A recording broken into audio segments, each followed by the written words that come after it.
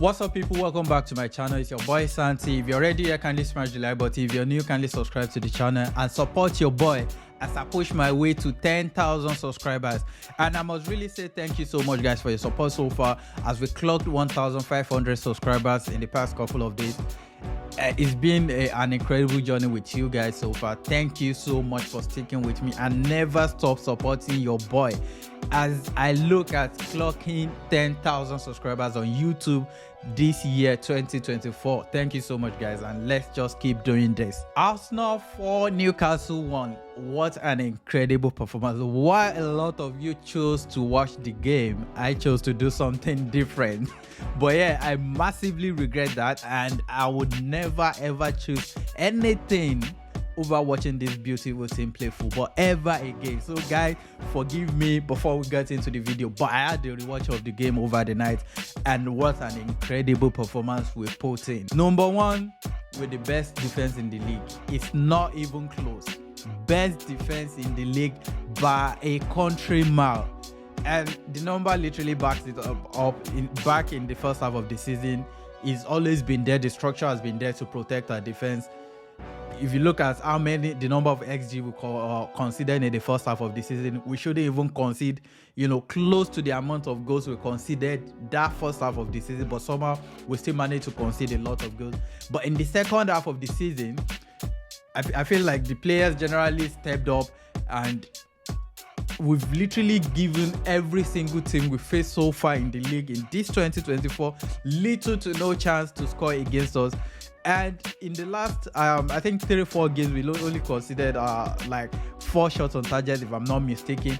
And our defensive numbers in this 2024, the second half of the season, has been incredible. And according to the stats, Arsenal's defensive stats in the Premier League in 2024, lowest expected goal on target conceded 2.55, fewest shots faced 47, fewest shots on target considered 12, fewest goals considered in the league 3, most clean sheets in the league 3. At the other end, we've managed to score more than 25 goals. And I would love to explain what lowest expected goal on target means, as everybody watching this video would already understand what expected goals means, which is like a pre-shot model, like before they shoot the ball, the quality of the chance. Expected goal on target literally means after the shot had already been taken. That's like a post-shot model. So after the shot had already been taken, the quality of the shots, what was done with the chances that was created.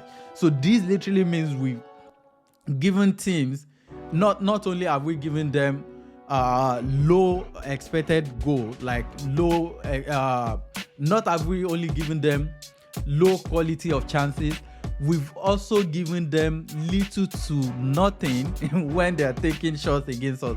So that's crazy. Number 2, dominance. Not even a low block can really stop this team again, because Eddie Howe, every single time he come up against us, he set up the most nasty, boring low block against us. And even back at St. James Park in the first half of the season, when they literally robbed us, I believe we were the better team in that game entirely. We created more chances, dominated the game, but VAR had other plans in mind. And this particular game, that first half, was a complete blow away performance. They stood no chance, 0.00 XG. Now, halftime, Arsenal 2, Newcastle 0. The Gunners have faced just 2 shots on target in the last 3.5 Premier League games. And that first half performance, 2 goals scored, 0 goal conceded, 1.48 expected goals to 0 from Newcastle, 12 shots to 0 shots from Newcastle, and 4 shots on target for Arsenal to 0 shots on target from Newcastle, 34 touches in the Newcastle box, and they only had 1 touch in the Arsenal box. 63.7% of the possession to Newcastle's 36.3% of the possession. Arsenal had 6 corners taken and Newcastle had 0. Fouls committed was 9 by Arsenal and 3 by Newcastle. What a first half performance, and I believe Newcastle really stepped up in the second half, but they still couldn't do nothing as Arsenal managed to add 2 more goals before the 70th minute in the second half and made some changes, brought in some squad players, and we considered a goal from a former Arsenal boy, Joe Willock, which I was actually happy for him. I mean, he scored against us and somehow I wasn't even mad about it. Well, that's our boy right there. That was an incredible performance, and a massive reason for this, which will be the number 3 talking points in this game, is Jorginho. I've been saying this during the course of this season, like, bro, respect this guy. He's so good, intelligent, and you know what he does with the ball, the places he put the ball. Bro, Jorginho could literally, be looking here and, the ball is going there.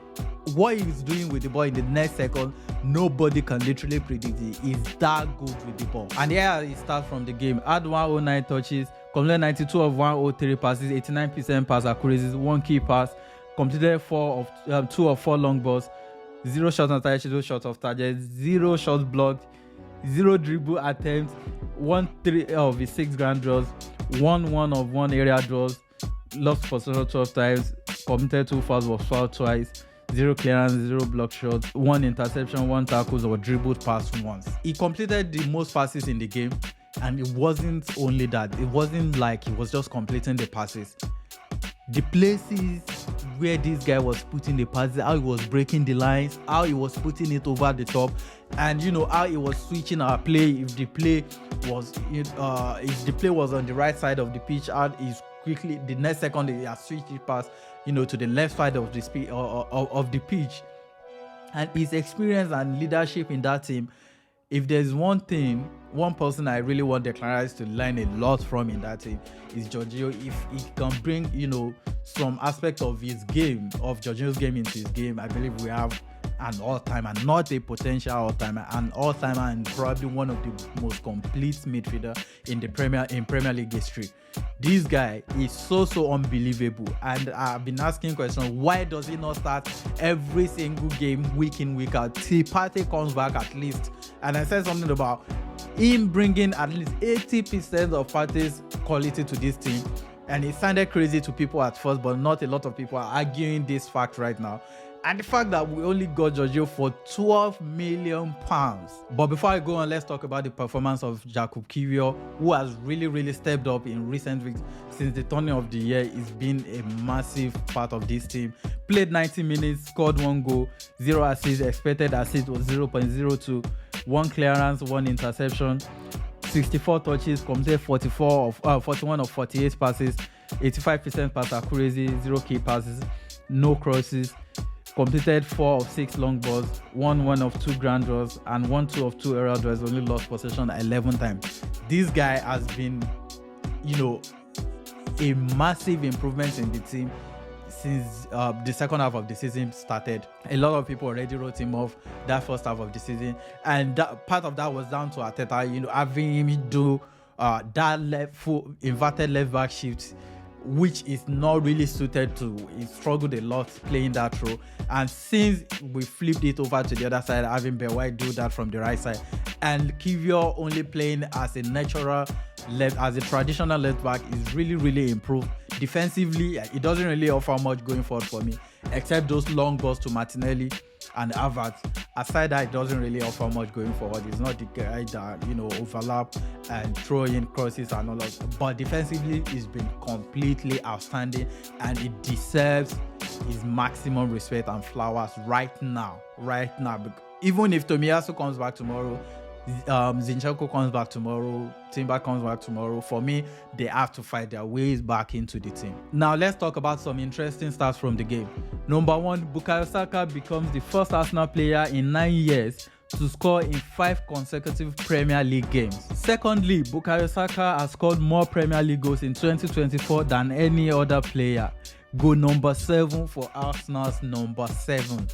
And this guy is under a debate as to whether he's a world-class player or not. I'm not saying nothing.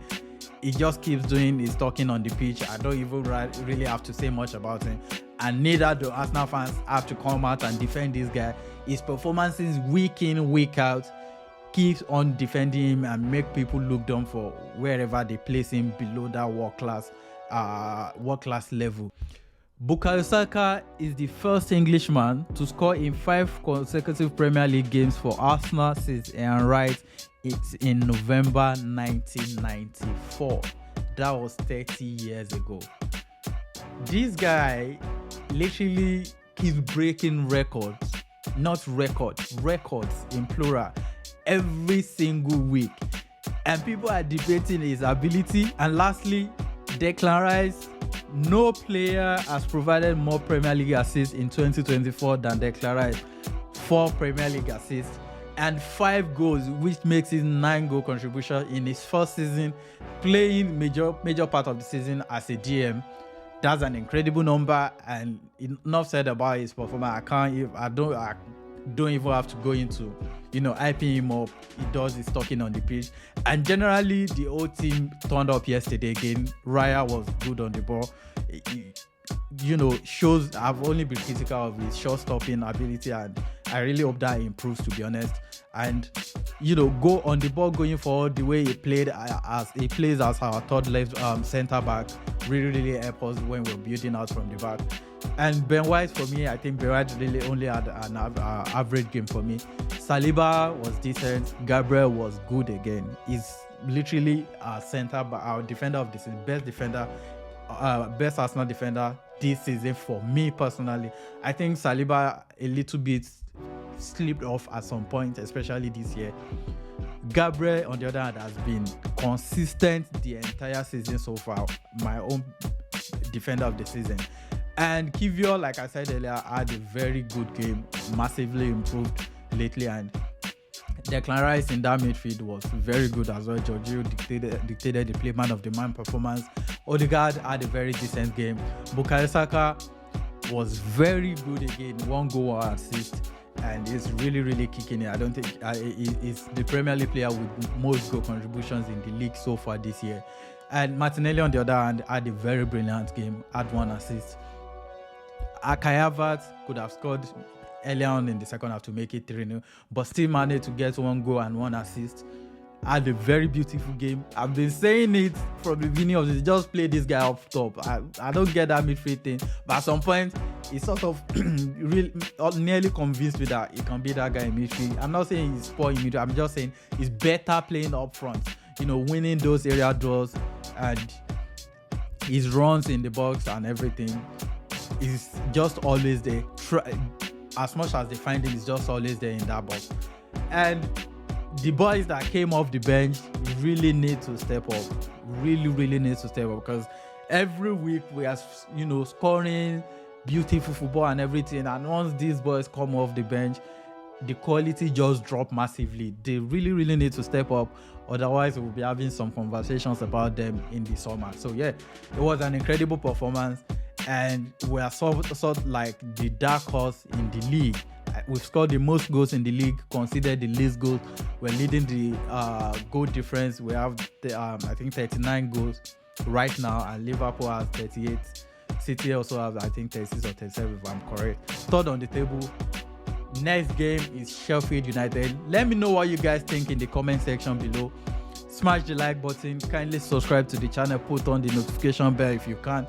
And just keep supporting your boy. Once again, thank you so much for 1,500 subscribers. Let's keep going, and I'll see you on the next one.